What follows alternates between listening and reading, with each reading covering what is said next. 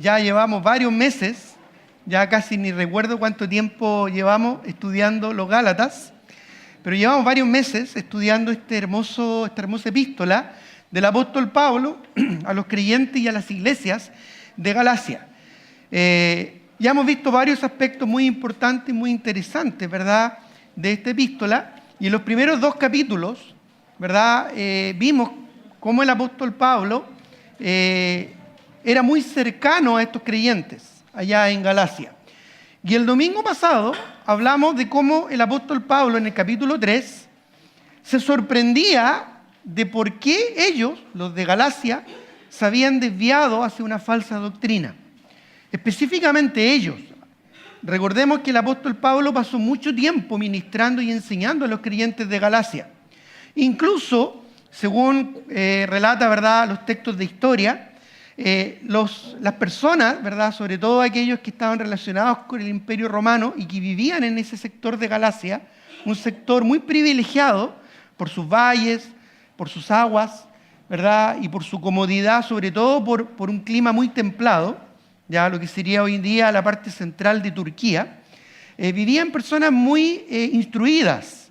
Generalmente se hablaba de los de Galacia en buenos términos. Se hablaba de ellos que eran personas muy perspicaces y con una inteligencia superior. Entonces, a Pablo le llamó mucho la atención que ellos justamente se hubieran dejado fascinar por falsas doctrinas, por los judaizantes que querían mezclar el evangelio de la gracia, ¿verdad?, lo querían mezclar con el cumplimiento de la ley.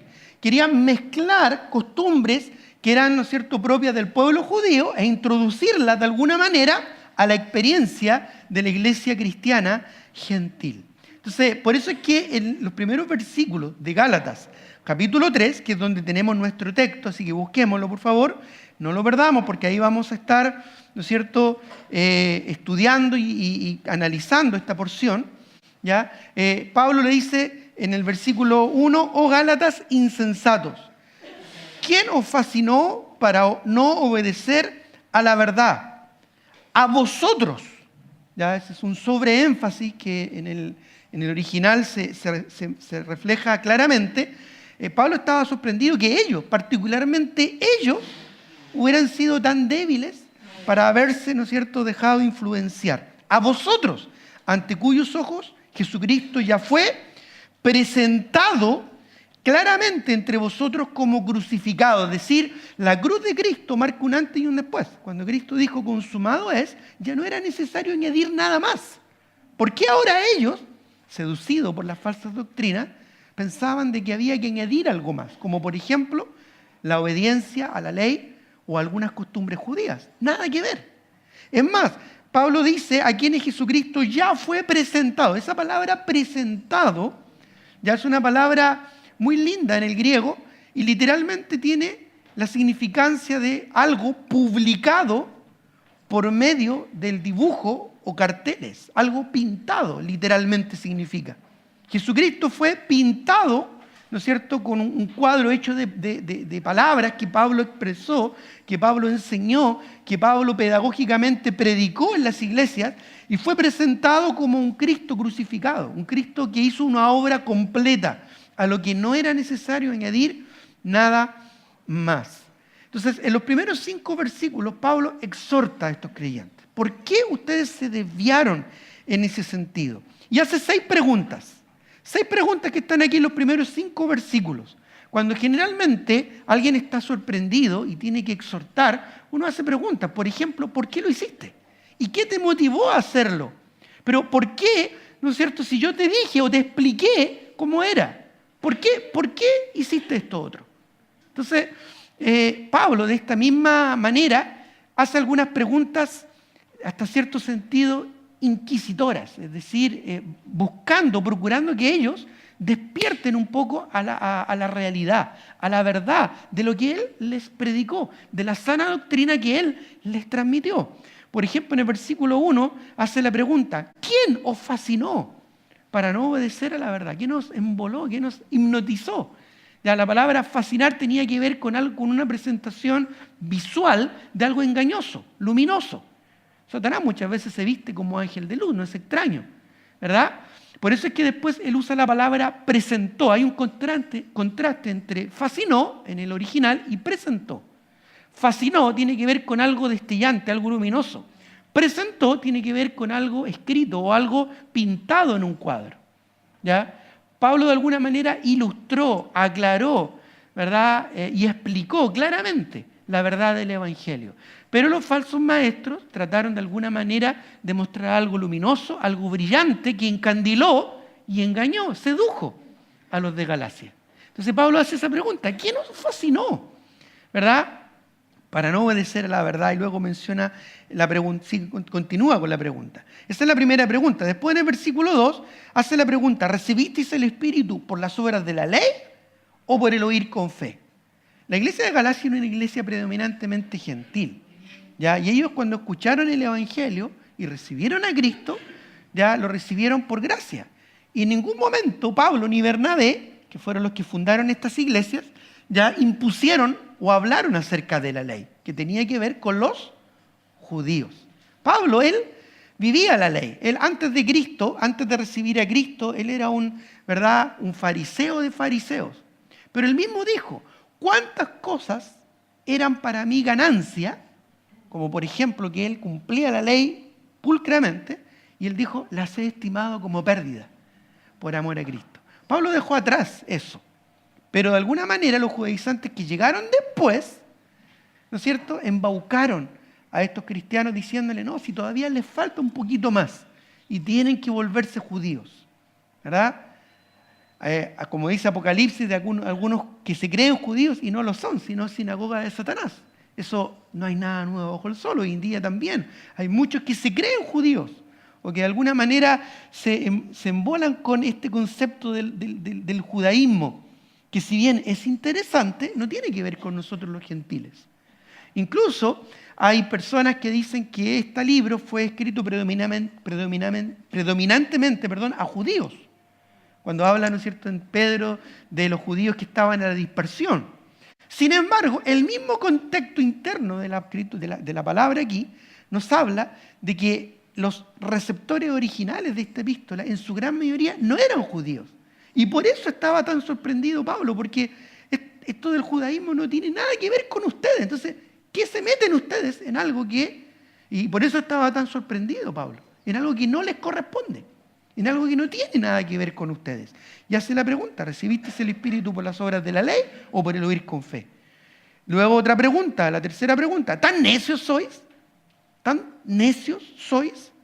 Ya les sorprende a Pablo esto, que ellos se dejaran seducir por esta necedad. La cuarta pregunta: habiendo comenzado por el Espíritu, ¿ahora vais a acabar por la carne? Es decir, por el Espíritu, en la gracia de Jesucristo, ahora por las obras ustedes quieren alcanzar salvación. Después viene otra pregunta, la cuarta pregunta, ¿no es cierto? La quinta pregunta, en el versículo 4, porque en el versículo 3 hace dos preguntas: ¿tan necios sois? Y después, habiendo comenzado por el Espíritu, ahora vais a acabar por la carne. La quinta pregunta, el versículo 4: ¿tantas cosas habéis padecido en vano? ¿Te acuerdas que el domingo pasado hablamos de no banalizar nuestra vida cristiana? Se banaliza cuando nosotros nos apartamos de la línea correcta que Dios nos deja en su palabra. Se banaliza muchas cosas de nuestra vida y nuestra experiencia cuando nos dejamos seducir. El otro día estaba viendo algunas fotografías ya de la prehistoria de la iglesia nuestra. Prehistoria, porque eran fotos de antes de que nuestra iglesia se constituyera como iglesia, o sea, antes del 96, así que sería la prehistoria, literal, ¿no es cierto? La prehistoria de cuando comienza nuestra iglesia ya como iglesia constituida. Y estaba viendo en esas fotos algunos creyentes que en su tiempo fueron muy usados por el Señor, pero ahora no solo no están en la iglesia, sino que están alejados del Señor. ¿Ya? ¿Qué fue de ellos? ¿Verdad? Y me ponía a pensar tantas cosas que hicimos juntos, tantas cosas en las que ellos participaron, tantos sufrimientos que enfrentaron y que muchas veces por medio del consejo, por medio del apoyo, les consolamos, ¿verdad? Y continuaron sirviendo al Señor por un tiempo, pero después se alejaron por una falsa doctrina o simplemente por dejarse arrastrar por el mundo. Se banalizaron sus vidas cristianas. Vivieron experiencias muy lindas en la fe, pero después se apartaron de los caminos. Eso es algo que nos puede ocurrir a cualquiera de nosotros. El que piensa estar firme, mire que no caiga. Pablo dijo, no sea que habiendo sido heraldo para otros, yo mismo venga a ser eliminado. Así que te puede ocurrir a ti también. Ten cuidado de no dejar que la influencia de afuera banalice tu vida cristiana. Y tantas cosas que viviste, que enfrentaste, que superaste y que aún con dolor tuviste que confrontar. Que no ocurra eso en tu vida. ¿Ya? Tantas cosas habéis padecido en vano, si es que realmente fue en vano. Y la última pregunta, en el versículo 5 al final dice, en cuanto, ¿verdad?, a las maravillas que Pablo hizo entre ellos, ¿lo hace por las obras de la ley o por el oír con fe? Hay muchas maravillas que Dios hace en medio nuestro y ninguna de ellas tiene que ver con las obras, menos con las obras de la ley. Todas ellas tienen que ver con la gracia. ¿Merecemos que Dios transforme nuestra vida día a día? ¿Que la transforme de gloria en gloria? No lo merecemos. Es por gracia. Vivimos la vida cristiana por gracia y Dios sigue siendo maravilla por gracia. Y Dios sigue salvando almas por gracia, no por obras, como dice la Escritura, para que nadie se gloríe. Bueno, llegamos ahora al versículo 6 en adelante y vamos a ir viendo versículo a versículo. Vamos a tornar una modalidad un poquito más exegética en esta ocasión para ir viendo cómo el apóstol Pablo continúa desarrollando su argumento para decir que la justificación es solo por la fe y que no tiene nada que ver con las obras de la ley. Esto es un argumento también muy claro y contundente para demostrar a propósito que los receptores de esta epístola no eran judíos, sino que eran gentiles, ¿ya? Y que no tienen que ver, ¿no es cierto?, con la nación de Israel. Ya lo vamos a ir desarrollando a continuación. Vamos a hablar de eso, de que la justificación es por fe y no tiene que ver con las obras de la ley, sino más bien tiene que ver con una promesa. Y en esta promesa vamos a descubrir que incluso esta promesa fue hecha antes, mucho antes, ¿ya?, de que viniera la ley. Y que el pueblo judío desarrollara sus costumbres, ¿verdad?, y sus tradiciones. Mucho antes. Nosotros somos herederos de una promesa anterior a la ley. Así que en realidad, de alguna manera, dejarnos influenciar por el judaísmo y por las costumbres judías sería retroceder, ¿no es cierto?, no al punto donde Dios quiere, sino más bien desenfocarnos ya de la promesa hecha mucho antes de la ley y que sí se relaciona con nosotros y con nuestra experiencia de fe. Y es por eso que Pablo aquí comienza, del versículo 6 hasta el capítulo 4, versículo 18, una argumentación que tiene que ver, fíjate, ¿con quién? Con Abraham, ¿ya? Con el padre Abraham. El padre Abraham tiene mucho más que ver con nosotros, fíjate, que con el pueblo judío. ¿Cómo es eso? Si Abraham era judío. No. ¿Quién te dijo eso? Abraham no era judío. ¿De dónde era él? De Ur. Ah, entonces él no era judío, era caldeo. Abraham era caldeo, no era judío. Es más, si bien de sus lomos, de su descendencia salió la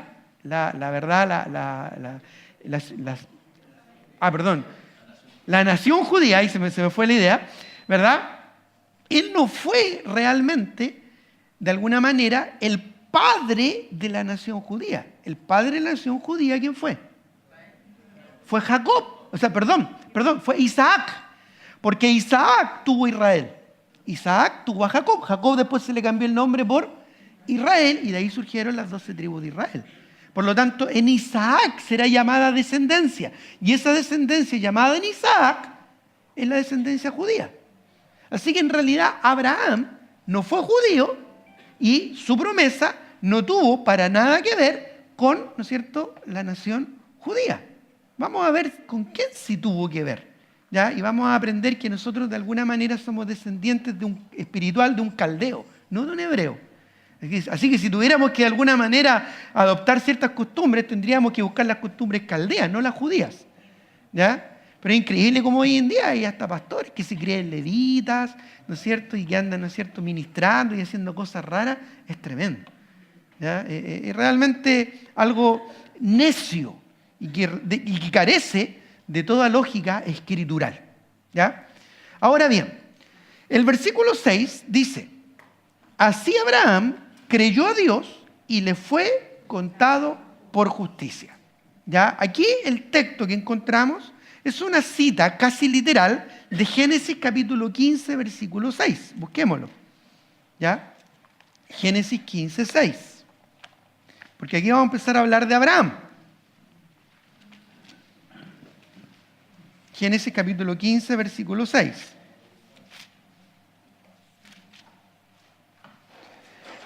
¿Ya? En el contexto de Génesis 15, 6, que fue cuando Abraham creyó a Dios y le fue contado por justicia, relata un incidente muy interesante que se refiere, ¿no es cierto? Es un incidente que se refiere a un momento de la vida de Abraham después, inmediatamente después del encuentro que Abraham tiene con los reyes de Sodoma y Gomorra, cuando él recobra, ¿no es cierto?, a su sobrino Lot, de mano, ¿no es cierto?, de los enemigos que los habían raptado, ¿ya? Y Abraham, ¿no es cierto?, al venir, ¿no es cierto?, y al recobrar, ¿no es cierto?, a su sobrino Lot, ¿ya?, se encuentra con los reyes, ¿no es cierto?, de Sodoma y Gomorra, porque Abraham no solo liberó a Lot, sino a todos los cautivos, que eran, ¿no es cierto?, de la ciudad de Sodoma y Gomorra. Entonces, cuando se encontró con estos reyes le ofrecieron a Abraham su dinero. Te entregamos todo el botín. ¿Y qué dijo Abraham? No, él lo rechazó. Dijo, no, yo no voy a recibir nada de ustedes para que no se diga que reyes paganos me enriquecieron. Sino que Abraham dijo, yo voy a confiar en Dios. ¿Se acuerdan de que después se encuentra con Melquisedec, ¿no es cierto? Y Dios a través de Melquisedec lo bendice. Bueno, inmediatamente después de que Abraham se encuentra con estos reyes paganos, ¿verdad? Y rechaza su dinero, ¿ya? Rechaza, ¿verdad? Rechaza aceptar nada de estos reyes. Dios se le aparece a Abraham para asegurarle de que había hecho bien en rehusar, ¿no es cierto?, los bienes de estos reyes paganos. ¿Y sabe lo que Dios le dice? Miren lo que dice, estamos ahí cerquita, en Génesis capítulo 15, versículo 1. Dios le dice, después de estas cosas, es decir, de este encuentro con estos reyes paganos y el rechazo de su dinero, después de estas cosas, vino la palabra de Jehová a Abraham en visión diciendo, no temas, Abraham, yo soy tu escudo y tu galardón será sobremanera grande. ¿Ya? Después Abraham en el versículo 2 ya le recuerda a Dios que Dios no le ha dado todavía el cumplimiento de la promesa, que Dios no le ha dado recompensa. Él dice, yo me voy a morir, no tengo hijos, mi esposa ya es anciana, no tenemos hijos. Y el único que está en casa es mi siervo Damaseno, Eliezer se llamaba. ¿Ya? Y él va a heredar todo. Yo no tengo descendencia. ¿Ya? Sin embargo, versículo 4 dice que vino palabra de Jehová diciéndole, no te heredará este, sino que un hijo tuyo será el que te heredará. Y lo llevó afuera y le dijo, mira ahora los cielos. Y Abraham empezó a mirar las estrellas, era de noche. Y cuenta las estrellas, si las puedes contar. ¿Se imaginas, Abraham? A ver, 1, 2, 3, ya cuando iba en la 15, me perdí. De nuevo, a ver, ¿alguna vez has intentado contar las estrellas? Imposible, ¿verdad? Mira ahora los cielos y cuenta las estrellas. Si las puedes contar. Obviamente no se podía. Y le dijo, así será tu descendencia. Es decir, tu descendencia será tan prolífica que no se va a poder contar. Ok, entonces viene el versículo 6. Dios le creyó a Dios.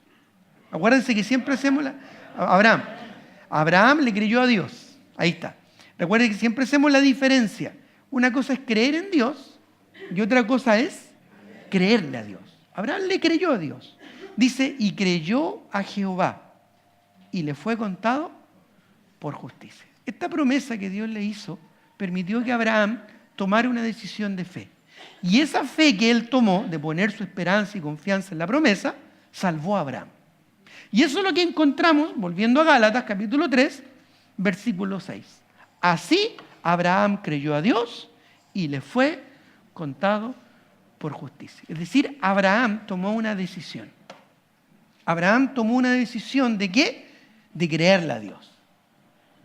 De creerle a Dios. Sí, yo creo en Dios y le creo a Dios. Dios me va a bendecir con una descendencia, ¿no es cierto?, abundante y prolífica. Dios me va a bendecir, ¿no es cierto?, con una gran descendencia en la cual todas las naciones de la tierra serán benditas. ¿Ya? Abraham entonces, después que le recordó a Dios que él no tenía hijo, Dios, ¿no es cierto?, le dio una promesa. La fe de Abraham le fue contada por justicia. Ahora volvamos a Gálatas capítulo 3 y leamos el versículo 7. Porque su descendencia espiritual somos nosotros. Nosotros también tenemos la oportunidad, y ya hemos tenido la oportunidad, muchos de nosotros, de vivir esta misma experiencia que vivió Abraham, que dice el versículo 7. Sabed, por tanto, en conclusión, sabed, por tanto, que los que son de fe, estos son hijos de Abraham. Así que tú y yo somos hijos de Abraham. ¿Por qué? Porque también nosotros vivimos una experiencia de fe como la vivió Abraham. Él le creyó a Dios. Y le creyó a Dios en base a su promesa. ¿Y cuál fue la promesa de Dios?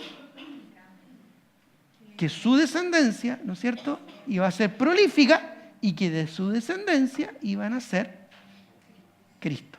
Que iba a ser, ¿verdad?, de su simiente iba a ser Cristo, ¿no es cierto?, la semilla que al ser muerta, al ser plantada, iba a dar un fruto. Y ese fruto somos nosotros.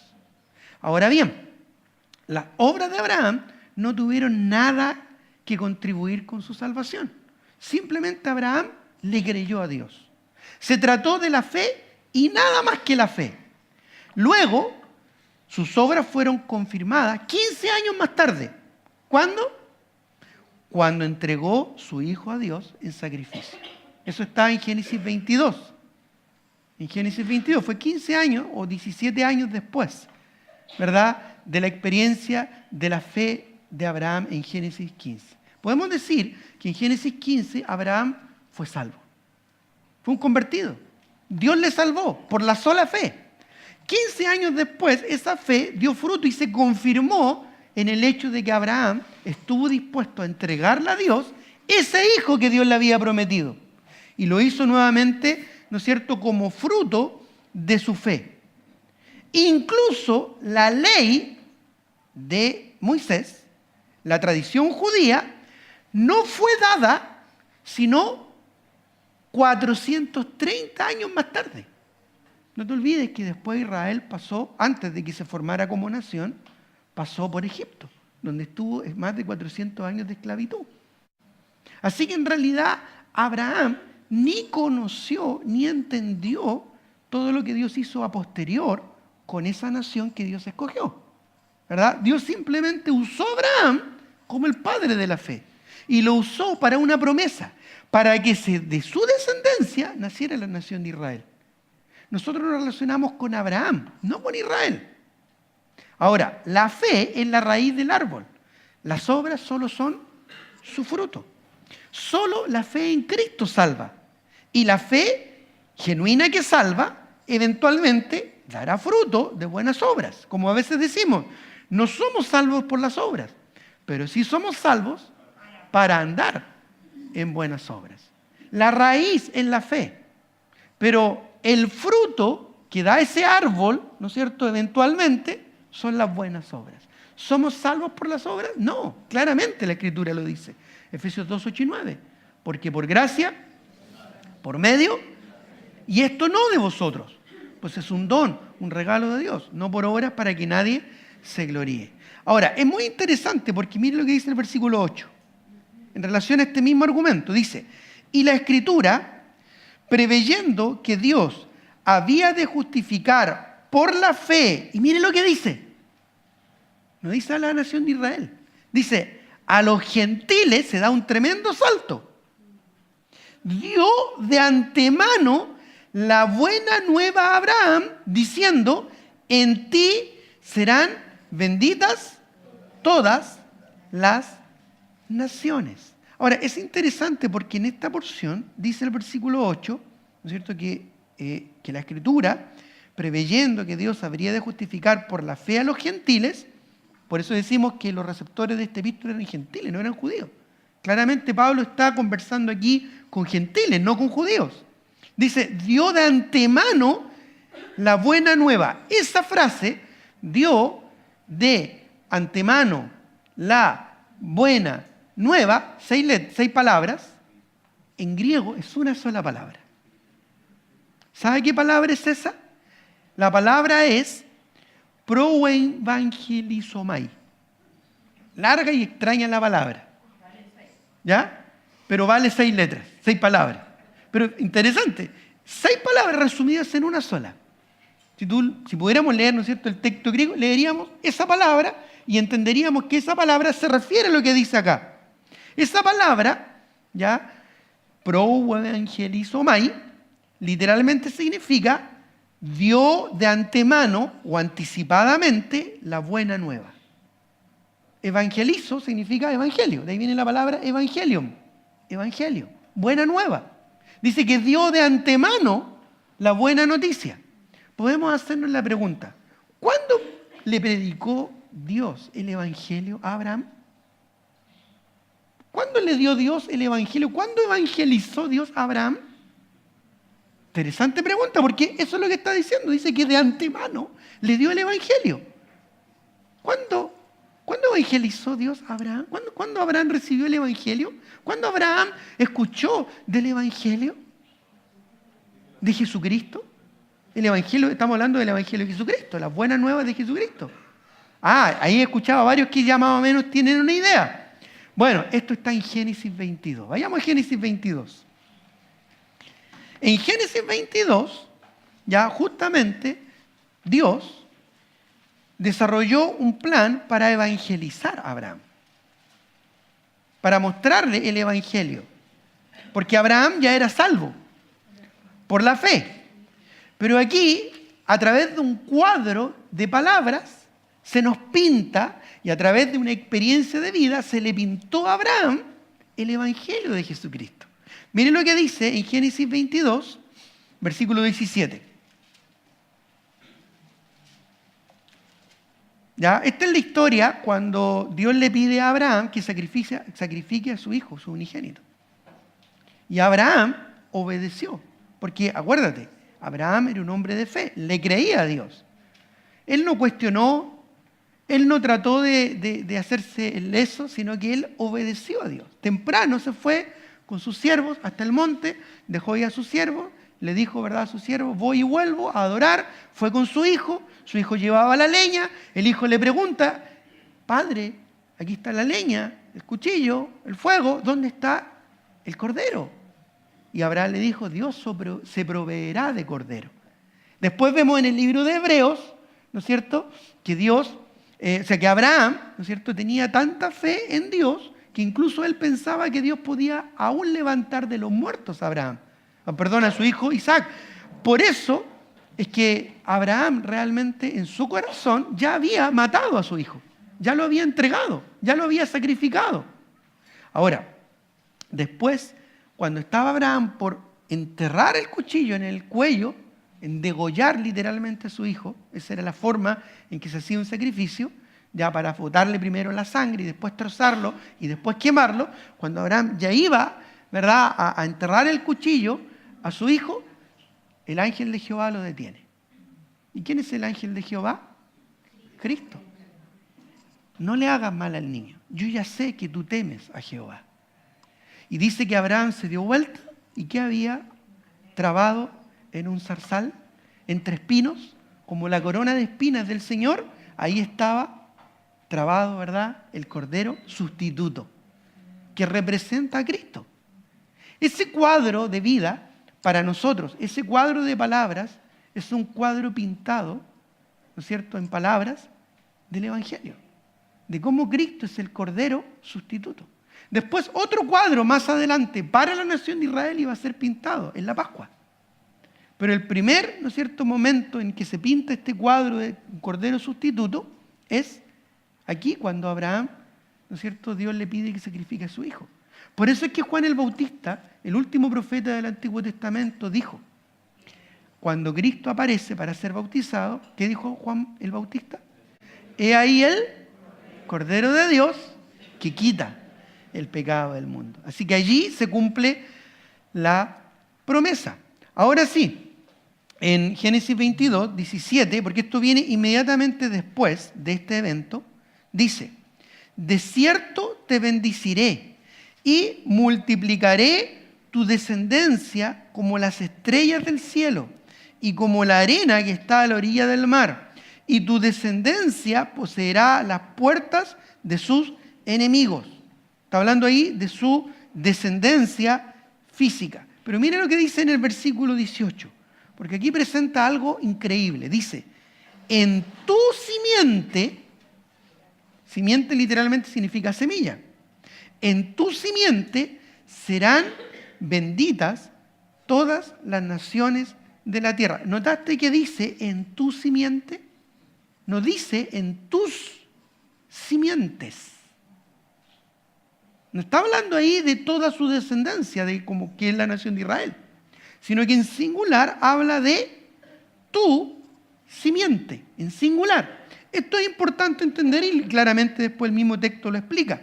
Dice: en tu simiente serán benditas todas las naciones de la tierra, por cuanto obedeciste mi voz. Qué importante es esto. ¿Ya? Aquí vemos cuando Abraham ofrece a Isaac sobre el altar como un sacrificio humano, ¿no es cierto? Y vemos que este sacrificio de Isaac es una de las figuras más hermosas que encontramos en la Escritura, del sacrificio de Cristo. Es interesante esto porque Cristo escatimó al hijo de Abraham. Escatimó, le dio importancia. Cristo es el ángel de Jehová. Él escatimó al hijo de Abraham. No lo mates, le dijo. No mates a Isaac. Pero ¿sabes qué es interesante? ¿Por qué? Porque Dios no escatimó a su propio hijo. No lo escatimó, sino que lo entregó por todos nosotros. Como dice Romanos 8:32. El cual no escatimó ni a su propio hijo, sino que lo entregó por todos nosotros. ¿Qué dice Romanos 8:32? Vayamos allá para confirmar lo que estamos diciendo. Dice Romanos 8:32: el que no escatimó ni a su propio hijo, sino que lo entregó por todos nosotros, ¿cómo no nos dará también con él todas las cosas? ¿Quién acusará a los escogidos de Dios? Dios es el que justifica. ¿Quién es el que condenará? Cristo es el que murió, más aún el que también resucitó, el que además está a la diestra de Dios, el que también intercede por nosotros. Y después dice: ¿quién nos separará del amor de Cristo? ¿No es cierto? Tribulación, angustia, persecución, o hambre, o desnudez, espada. ¿No es cierto? Y luego dice: como está escrito, por causa de ti somos muertos todo el tiempo, contados como ovejas de matadero. Antes, en todas estas cosas somos más que vencedores por medio de aquel que nos amó. Por eso dice: por lo cual estoy seguro que ni lo alto, ni lo profundo, ni la vida, ni la muerte, ni lo presente, ni lo porvenir, ni ninguna cosa creada nos podrá separar del amor de Cristo, el amor de Dios que es en Cristo Jesús, Señor nuestro. Qué importante, ¿verdad?, es entender bien y correctamente las cosas. Ahora, Santiago, el escritor del libro de Santiago, escribió lo siguiente en su epístola, en Santiago 2:21, busquémoslo. Santiago capítulo 2, versículo 21. Dice: ¿no fue justificado por las obras Abraham, nuestro padre, cuando ofreció a su hijo Isaac sobre el altar? Ahora, importante esto. Dice: ¿no fue justificado por las obras Abraham? Bueno, esto aconteció al final de la vida de Abraham, al final de su vida. Y se refiere justamente a esto, al sacrificio de Isaac.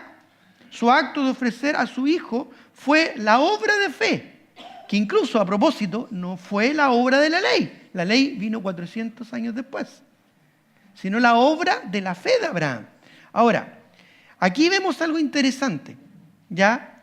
Vamos a ver que Pablo dijo que Abraham fue justificado por la fe antes de que ninguna obra se hiciese. Antes de que Isaac naciera, Esto hace evidente que las escrituras de Pablo y de Santiago no se contradicen. Abraham fue justificado por la fe en Génesis 15, pero fue sus obra de fe 15 años después, en Génesis 22, al final de su vida, cuando esa fe dio fruto. ¿Te acuerdas cuando yo dije que la fe es la raíz? Pero las obras son el fruto. ¿Cómo se conoce el árbol? Según lo que dijo Cristo, por su fruto. Por sus frutos los conoceréis. Cuando un creyente experimenta una salvación genuina, hay un fruto que lo delata. Hay un fruto que hace evidencia. Pero la salvación no es por ese fruto. El árbol no es por ese fruto. El árbol es por la raíz que sustenta, ¿verdad?, todo ese árbol. De la misma manera, nosotros no somos salvos por obras, pero sí somos salvos para andar en buenas obras. No hay contradicción. Es más, todo el argumento de Santiago tiene que ver con el hecho de que somos justificados solo por la fe. Pero luego, nuestras obras son las que confirman nuestra fe. Ante los demás, somos justificados por nuestras obras. ¿Cómo yo sé que un creyente es genuinamente convertido? Por sus obras. Si un creyente dice ser un hijo de Dios, pero no da obras, no da buenas obras, no hay fruto de una vida convertida, yo podría cuestionar si esa persona realmente es salva. Como dijo Spurgeon, quizás hay muchos convencidos y pocos convertidos en nuestras iglesias. Quizás es un convencido, pero no un convertido. Eso es lo que argumenta Santiago en su libro. Que la fe, ¿verdad?, sin obras es muerta. ¿Por qué? Porque son las obras que dan testimonio y que atestiguan como fruto, ¿no es cierto?, de que hubo una genuina y verdadera conversión.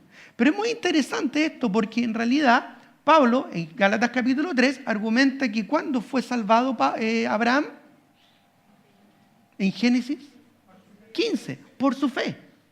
Dice, creyó, ¿no es cierto?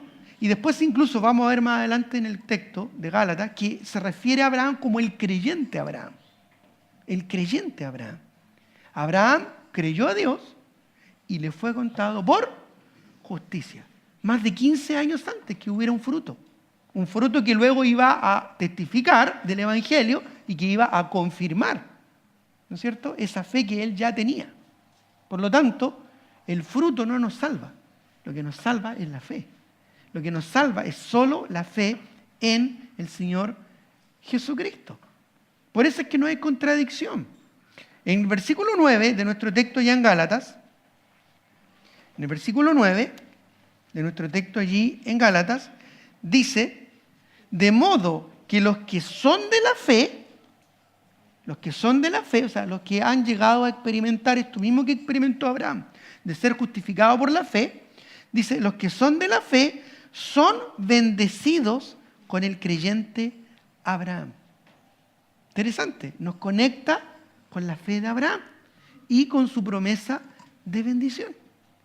Su promesa de bendición en este contexto tiene que ver, ¿no es cierto?, con la herencia celestial. Nosotros somos hijos de Abraham en el sentido de la fe. Insisto, la ley, las tradiciones judías y la cultura judía vino más de 430 años después de esto. Vino muchos años después. Y no tienen nada que ver, ni se relacionan en nada, con Abraham, que era un caldeo, un gentil. Eso era Abraham, era un gentil. En términos judíos, él era un gentil. Era un caldeo. Pero que se convirtió a Cristo. Igual que nosotros, gentiles, ajenos de la ciudadanía de Israel, pero que nos convertimos a Cristo. ¿Cómo? Por la sola fe. Esa es la experiencia, ¿verdad?, que de alguna manera Pablo a los Gálatas les está argumentando para demostrar, ¿no es cierto?, para establecer su argumento principal de que la justificación es solo por la fe y no tiene nada que ver con la ley. Ahora, en el versículo 10 de nuestro texto dice, porque todos los que dependen de las obras de la ley están bajo maldición. Pues escrito está, maldito todo aquel que no permaneciere en todas las cosas escritas en el libro de la ley para hacerlas. ¿Ya? Ahora, la palabra clave aquí es permaneciere. maldito es todo aquel que no permaneciere. En esto podemos decir nosotros, ahora pensando en la ley, porque eso era lo que estaba confundiendo a los de Galacia. Estaban tratando de meter, ¿no es cierto?, las costumbres judías y meter la ley en un contexto que no corresponde. Porque ni los Gálatas ni nosotros tenemos que ver con la nación de Israel. Tenemos que ver con el mundo gentil. Y la promesa que Dios le hizo a un gentil, a Abraham, para alcanzar justificación. Pero como estos judaizantes querían meter la ley, querían meter las costumbres judías, ¿verdad?, a toda costa, entonces aquí Pablo empieza a argumentar en contra de, o más bien, ¿no es cierto?, que nosotros no tenemos que ver con la ley. Es más, el argumento aquí es que ninguno jamás ha podido guardar la ley todo el día y la noche, las 24 horas todos los días, los 7 días de la semana, las 52 semanas en el año y los 365 días que tiene un año. Ni en pensamiento, ni en palabra, ni en hecho. Todos nosotros podríamos pensar, ¿no es cierto?, en los 10 mandamientos y uno a uno nos daríamos cuenta que los hemos quebrantado. ¿Cuántas veces pecamos en un día? ¿Cuántas veces pecamos en una semana? ¿En un mes? ¿En un año? Bueno, aquí dice, ¿verdad? Porque todos los que dependen de las obras de la ley, o sea, todos los que buscan justificarse ante Dios por las obras de la ley, lo que estaban tratando de esta falsa doctrina que estaban tratando de meter los judaizantes, dice, están bajo maldición. ¿Por qué? Porque es imposible cumplir la ley. Y la palabra del Señor es clara cuando dice que si uno ofendiere en un solo punto la ley, se hace culpable de todos. Así que el que busca justificarse por la ley está maldito. Está maldito. Ahora, esta palabra es también muy interesante. Lo vamos a ver un momento atrás. Pero aquí claramente Pablo está diciendo que la ley tan solo puede condenar. No puede justificar. Vamos a ver después por qué no era el propósito de la ley justificar, sino más bien mostrar la pecaminosidad del hombre. Ahora, una pregunta, ¿ya? ¿Cuántos aquí llevan más de 10 años con licencia de conducir? 10 años. Levanten la mano. Hay varios. ¿Ya? Pueden bajarla. ¿Alguna vez has infringido la ley? No tienen que responderme, ¿ya? Ni decirme en qué condiciones lo hicieron. Pero ¿hay alguien aquí que lleva 10 años sin un parte? Yo bajo mi mano. ¿Hay varios? Ya, les pregunto a ustedes. Carabineros ha hecho una ceremonia especial para darles un premio, un galardón, un reconocimiento siquiera por llevar 10 años cumpliendo la ley de tránsito.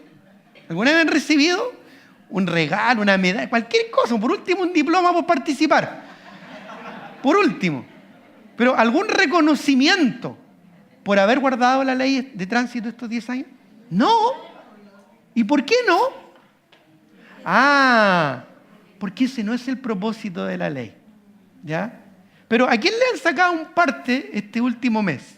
Levanten la mano. Algunos ponen cara. Ya, no voy a preguntar cuánto les salió el parte. ¿Ya? Pero ahí funcionó la ley.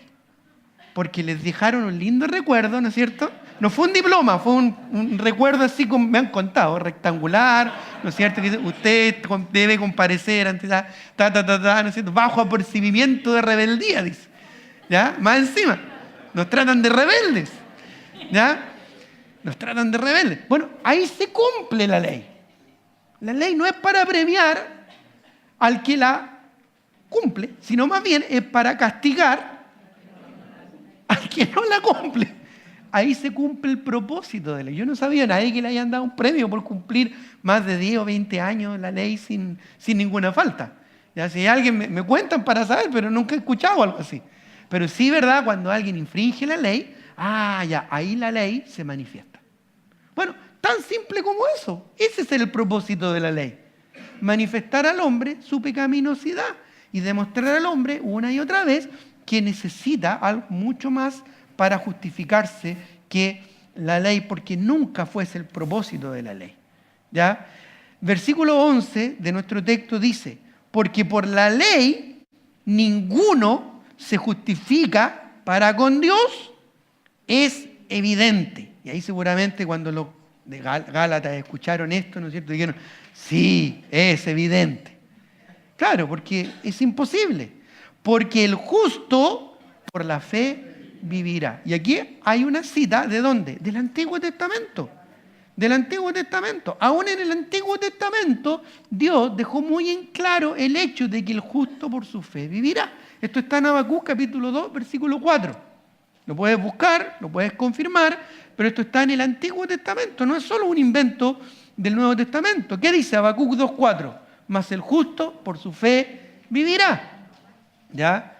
Esto está en varias partes. También está en Romanos, ¿no es cierto? También está en Gálatas, ya también está en Hebreos. Cuando se refiere a que el justo por su fe vivirá. Siempre ha sido así. La salvación siempre ha sido por la fe. Nunca ha sido por el cumplimiento de la ley. ¿A quién se le ocurriría que la salvación fuera por cumplir la ley? Es como decir, ¿verdad?, que el propósito de la ley de tránsito es darnos un premio por cumplirla. No, no ese es el propósito de la ley de tránsito. El propósito de la ley de tránsito, además de resguardar, ¿no es cierto?, la buena conducción, que no hayan problemas, ¿no es cierto?, en el sistema vial, pero el propósito de la ley de tránsito es castigar al infractor. Ese es el propósito. ¿Ya? Así que si te han sacado un parte últimamente, ya, tranquilo porque se cumplió un propósito. ¿Ya? Así que hay un propósito. ¿Ya? Así que puedes, ¿no es cierto?, tener un poquito más de consuelo, ¿no es cierto?, aunque sea de esa manera. ¿Ya? De la misma manera, la ley nunca tuvo el propósito de salvar al hombre y de justificar al pecador. Nunca. Así que es imposible. Es imposible. ¿Quién ha cumplido la ley? Es más, miren lo que voy a decir. Hubo una persona en este mundo, un ser humano que cumplió la ley a cabalidad y no necesitaba salvación. No necesitaba ser salvo. Así que ni siquiera ahí se demuestra que el cumplimiento de la ley era para salvación. Porque él no necesitaba ser salvo. Él fue tentado en todo, según nuestra semejanza, pero sin pecado.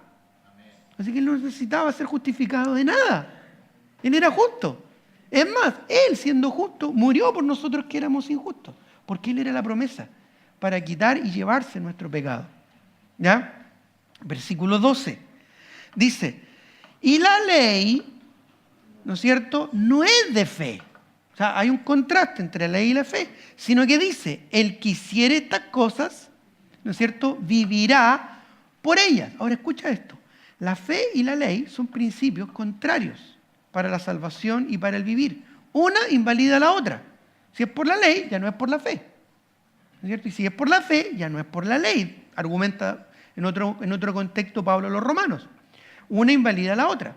La ley, escucha, exigió que el hombre viviera según la ley.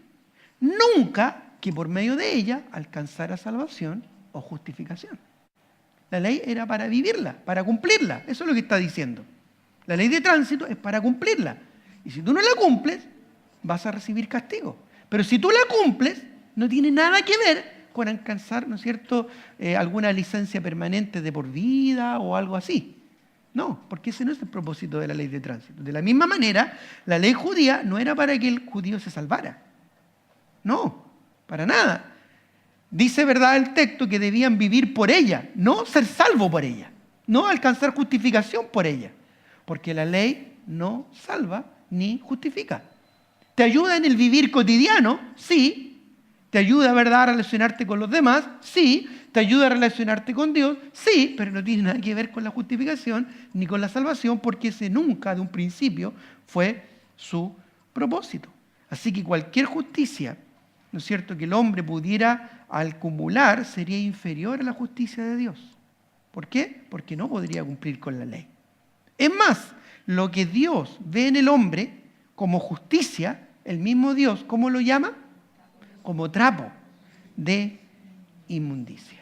Así es que, ¿verdad?, es imposible que la ley pueda otorgar algún beneficio en cuanto a la salvación. Así que estos falsos maestros que estaban tratando de distraer, ¿no es cierto?, y tratando de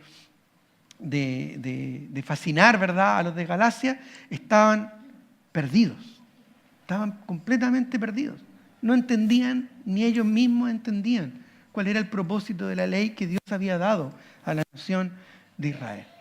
Ahora, si Dios lo permite, vamos a continuar el próximo domingo o en unos domingos más, del versículo 13 en adelante, quedamos ahí. Ya puedes marcarlo, ¿no es cierto? Puedes poner una marquita ahí, después puedes leerlo todo el capítulo 3, ¿no es cierto? Porque vamos a seguir versículo a versículo analizando ya este argumento que plantea Pablo, de que la ley no justifica, porque no fue el propósito de la ley, sino que lo único que justifica es solo la fe. Y somos descendientes espirituales de Abraham, no de Israel. No tenemos nada que ver con la nación de Israel. Israel solo tenía un propósito, traer a luz al Mesías. Pero ese Mesías, esa promesa del Mesías, es mucho antes que la nación de Israel. Viene con Abraham. Y Abraham no era judío. Entonces nosotros saltamos al pueblo judío, al periodo en el que estamos actualmente, que es la gracia. Ya Dios va a volver a tratar con Israel por su lado, pero nosotros nos relacionamos con la promesa que se le dio a un gentil para ser justificado y para alcanzar herencia eterna en la presencia del Señor. Así que somos hijos de Abraham, hijos de la fe, no de la ley. Vamos a terminar acá en oración y no olviden que después vamos a continuar del versículo 13 en adelante. Oremos. Señor, te doy gracias por tu palabra, te agradezco porque a través de ella somos instruidos, edificados.